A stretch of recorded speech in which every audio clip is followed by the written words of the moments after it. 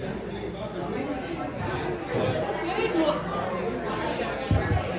morning, everybody.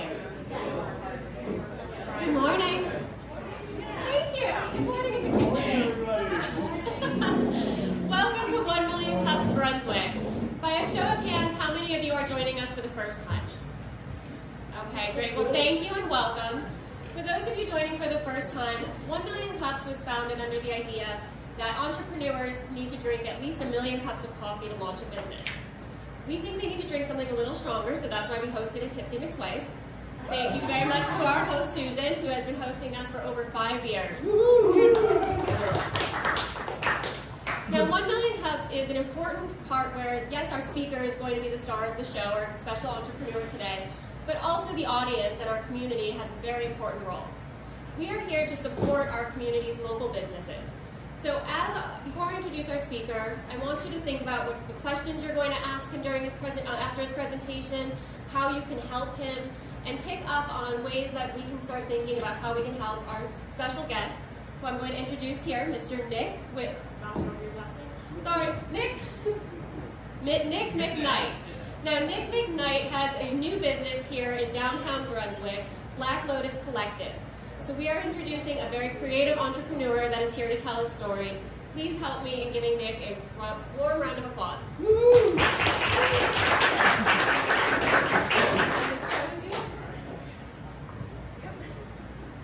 Well, all right, so I actually started my own business at 19 years old, and I actually started tattooing because I was originally going to be an art teacher. And my art teacher told me that was a terrible idea because she's constantly struggling for her job. So from there, at 21 years old, I was on the TV show McMaster, which I appeared on until about 28 years old. And now I'm 32, and we moved our business to here in Brunswick. And not only do we do tattoos, I specialize in making like fine jewelry, such as like engagement rings and pendants, along with photography, and we make like art and sell art and things like that too. But tattooing is obviously the most popular because that's what everyone wants. So that's our main thing. And yeah, I think that pretty much settles it for the most part. But can you share a little bit about your story opening up in downtown Brunswick and why Brunswick? So we were going back and forth from New York, coming to Florida back and forth. We checked a couple other places, and we came to Brunswick, and it's just oh, me and my wife. She's in the back hanging out. She's here for support. we own the business together. So we went to Tampa, like places in Florida. We went to Gainesville, and then we found Brunswick, and we're like, this place is amazing. You know, it's the cutest, most beautiful little town. You have the islands right there. Jekyll Island is like a gem. That place is so pretty. We loved it. So we found the storefront next to Daddy Kate's, and we decided this is the place for us. So that's awesome. Yeah. So what was it like to be on Ink Masters for such a long time? TV is crazy. You know, it's one of those things you hurry up and wait, like get up at 5 a.m., get ready, and then you stand there for 2 hours while they get your lighting right, and then you do a 2-second scene, and then you keep doing it. But when you're actually performing a tattoo on someone, and there's like 10 cameras on you, that's very intense. So I think the cameras being on you while you're doing something like that is very, very, I don't know, intimidating. But it's a great experience. You got to meet a lot of people. I got to tattoo Dave Navarro on the show, which was really fun. Wow. Yeah. So have they figured out technology so that tattoos stay the same when one gets old and fat and ugly? Well, we do have really high quality stuff now, so it does last a lot longer, but I mean, I don't know, when you get old, things change. The flower falls off the blossom. Right, exactly. So what could we do to help you? Well, I think the big thing with my business is it has a stigma. A lot of tattoo artists are like, you know, people got a bad reputation for it, you know what I mean? Like they're causing trouble and like doing this and doing that and like tattooing gangs. But that's not really the case. Like, especially with what I do, my specialty is like full realism, full color art, and it's something that a lot of tattoo artists can't do.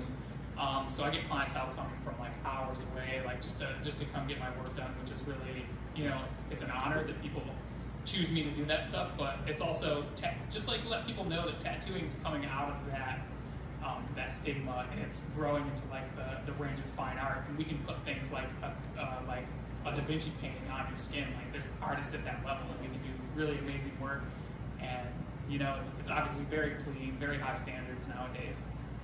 So that's the biggest thing, just to get rid of that stigma. And yeah. Would it be too much to ask by a show of hands how many people in this room have a tattoo? How many people have a tattoo? Is there 12%. And we're working on reducing the stigma. Great. When did you open, and how is it going so far? We opened here about 5 months ago. Prior to that, I owned a shop for 12 years in New York, and the shop was also a hair salon.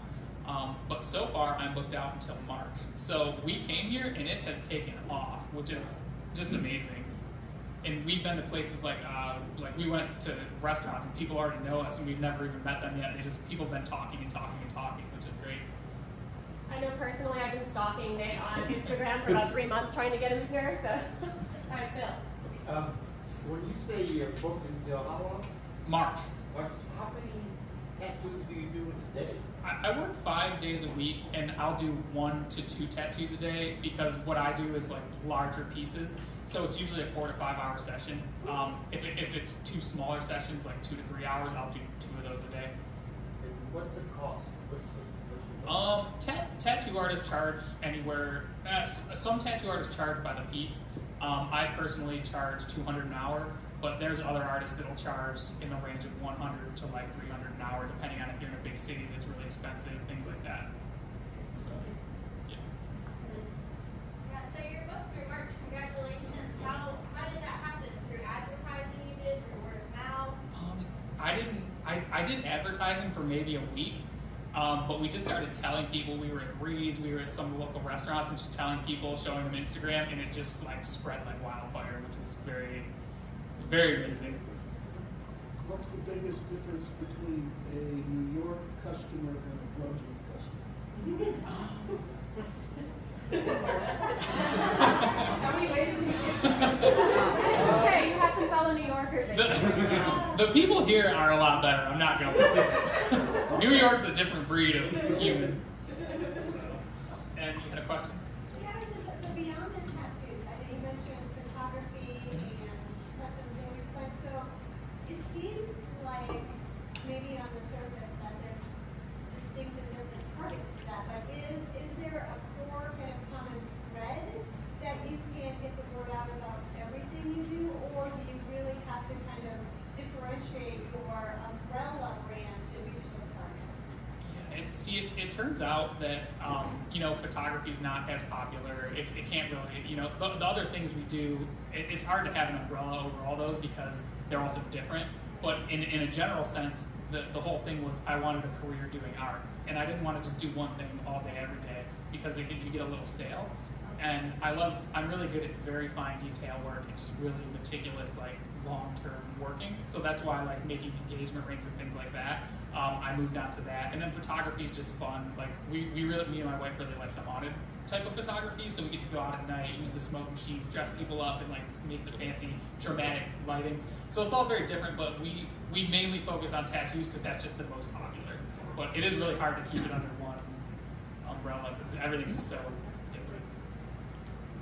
And we did have just a clarification. We do have folks watching on Facebook. The name of the business is Black Lotus Collective. Yes. And you want to share with them where you are on Newcastle? So the name of the business is Black Lotus Collective. We're located at 300 Gloucester Street in Brunswick, Georgia, and that is next to Daddy Kids Coffee and the library. Was it hard to open your business here? Because sometimes restaurants talk about how hard it is to get through the city processes and food trucks and all that sort of stuff. Are there special rules concerning your art? Opening up here was the most difficult difficulty I've ever had trying to open a business because the health inspectors here are just overwhelmed. There's like one guy I had to call every day, twice a day, left voicemails, went in there about 5 times, and it still took me about a month and a half just to get my license from them. But everything else went very smoothly. It was just the health department that was very, very difficult. But the standards here are higher than even in New York because I have to get CPR training, I have to get first aid training, bloodborne pathogens training, and then I think that was it, yeah. So that was like a breath of fresh air because you do like to see that. It was just very difficult dealing with the health inspector because they were just so overwhelmed. I think the growth here is just so much that they just can't get to everything. I think I want to ask another question that everybody here wants to ask, but they're ashamed to, and I have no fear because I'm old. What is the strangest tattoo you've ever done?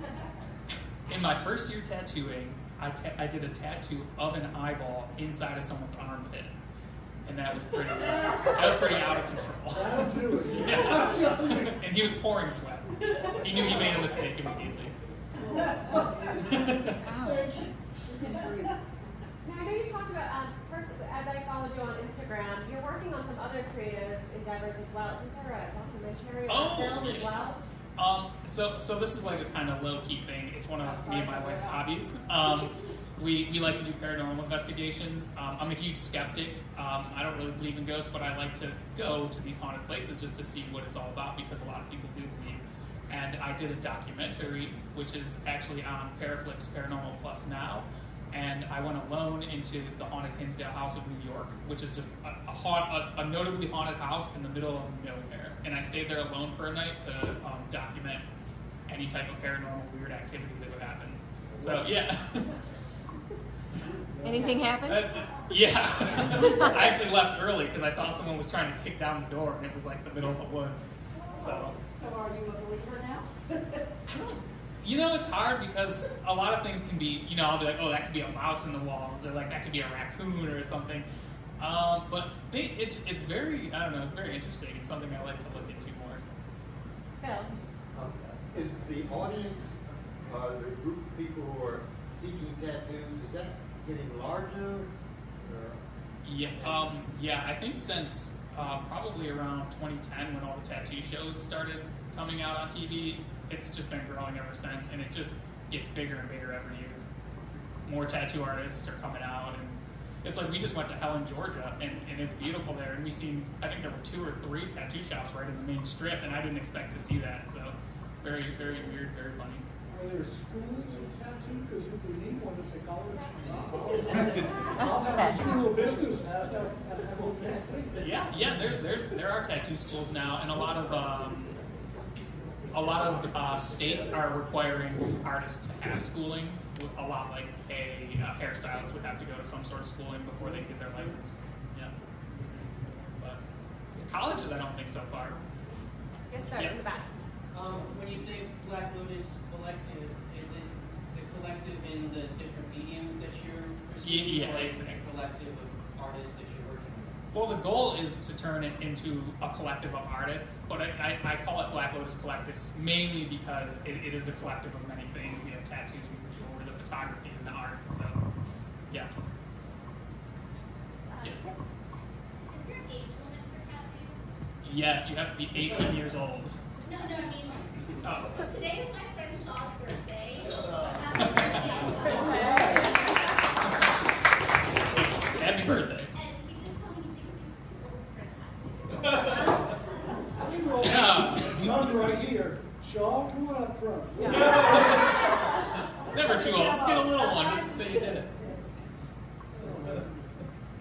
Yes. You mentioned that you could do Da Vinci. Do you have a preference of someone bringing you something that they want versus you creating it yourself?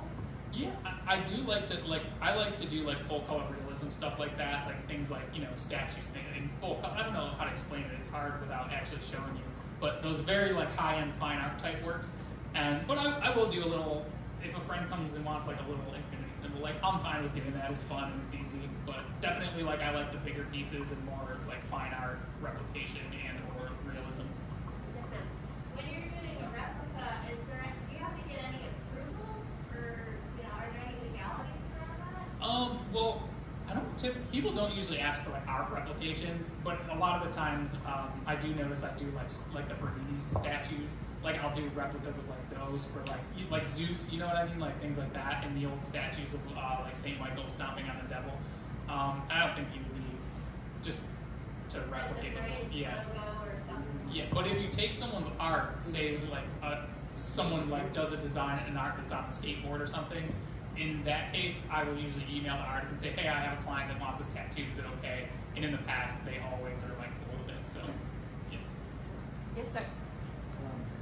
You see it, talk about small tattoos, but today you see many people that have quite a few, the whole body. Is there a health risk with having your body covered with tattoos? I have read that if you have like 90 to 100% coverage without any skin, that it could cause damage to your sweat glands and cause like kidney issues or something. It was a brief story that I seen about the Japanese guys that get the whole coverage bodysuit with no skin, and it was giving them, I think it was kidney or liver issues because of not being able to. Does it just stay on the outside of your skin, or does it go in? Yeah, no, the ink only goes 2 layers deep, and that's all you need, and it's there forever. So it's not like it's drilling in very far. And people wouldn't get covered with tattoos if they were that bad. They're just annoying, like you're pulling out your hairs. Well, if you were dating somebody and you put, I love Kathy, but things change, can you take Kathy off? that reminds me of an old Norman Rockwell painting I see. You know what I'm talking about? But, yeah. How easy is it to take it off? Well, in that case, you could either get it covered up with a bigger tattoo, okay. Or you could get it lasered off, which takes like 6 months, and every 6 weeks you would go in and get it lasered. It takes about 8 to 12 sessions. Yeah. So it's best to stay with the one you got, right? In that case, no. Yeah. Susan. So if somebody walks in here and they're obviously intoxicated, I don't serve them. How about you? No, absolutely not. Okay. That's why my building doesn't say anything about tattoo, because I just don't deal with those people. Like they'll never know it's a tattoo shop, because I just hate when people walk in and just think we don't even do walk-ins, because it's just we need to plan it out, because it is going to be on you forever. Right. So we just make sure there's a planning session, we can go home and design it and then come back and do the right tattoo for you. There's thought in it. Yeah. Versus we should go get a tattoo. Yeah. Which you will find shops like that in a lot of places that are like touristy. So just walk in and get something cool at the beach or something. And if anybody wants to put a Tipsy tattoo on them, I give you permission to do that. And free drinks. Free drinks, yes. If you tattoo Tipsy on you, I will give you free drinks. Forever? For a long time. It's got to be on your arm though, so you It's really gotta be, advertise for them. Right, for you, like back of your head. What was the first tattoo you did, and were you scared? Okay, so I just had graduated, and I was shaking when I did this. I was at my friend Lucas's house. We set up on his kitchen because I ordered an eBay tattoo kit, and I tattooed his last name down the back of his arm. And we were both terrified. It took us 2 hours. Like, my hand was shaking. He was terrified. We didn't know what was going to happen, but it worked out, so. Does he still have that? He does still have that. Yeah, they don't come off.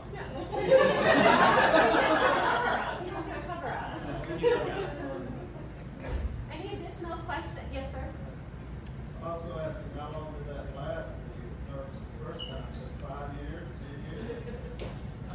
Probably the first 6 months. There were a lot of instances, because what you're putting on someone's body is it's permanent, so you have this like anxiety. So I would have like the handshakes. And luckily it was just me tattooing my friends back then, because I was just starting, but yeah, it's a very intimidating thing. For seeing your art and jewelry, photography, do you need to also make an appointment? Yeah, typically for that you'd have an idea of what you want done, and then you would just email us.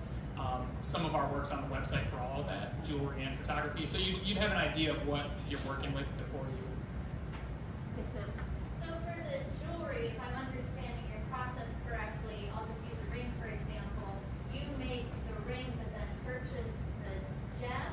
What is that process of? What is the process to make jewelry? Okay, so depending, say someone comes to me and wants an engagement ring, They're gonna basically tell me the style they want, show me some pictures of the things they like, and then what I'll do is figure out what type of precious metal they want it made out of, like platinum, gold, white gold, all that. And then they can either trust me to pick out the main gem, which, or they can have one, they can purchase that somewhere else or whatever, and I'll build the ring around it. But usually I'll pick the gem, and I'll find a nice diamond with, like, a lot of fire. I like when they, I'll just pick a good one. And then from there, I actually make an entire video of the process of me making it, from melting it down to forming it to putting the diamonds in, and they get that video along with the ring. So. Do you have certain partners for the gems, or do you just guys, you're out and about, see diamonds? Yeah. Well, there's places. In New York, I haven't got anything set up here yet, but usually you go to the jeweler, you can buy the gems right from them, or you can travel and get a little crazier with it. But yeah. Any other questions or comments? Yes, Libby. What's your Instagram? Nick Black Lotus. If anyone wants to add me, then you can see the kind of work I'm talking about. And if we want to get an appointment with you when your books open up after March, what is the best way to get hold of you for appointments? If you would like an appointment, right now I closed my schedule because it's getting a little crazy, but you can just email me and I'll put you on the wait list for when it opens back up. So you can get that first tattoo you're talking about. Well, you are officially part of the 1 Million Cups community, and that means that there's over 150 chapters across the country meeting on Wednesday mornings supporting entrepreneurs. So now you can pop into any one as you're traveling, whether it's to get a gemstone or a show, and go ahead and let them know that you want to present and share your story there. So thank you so much. Thank you.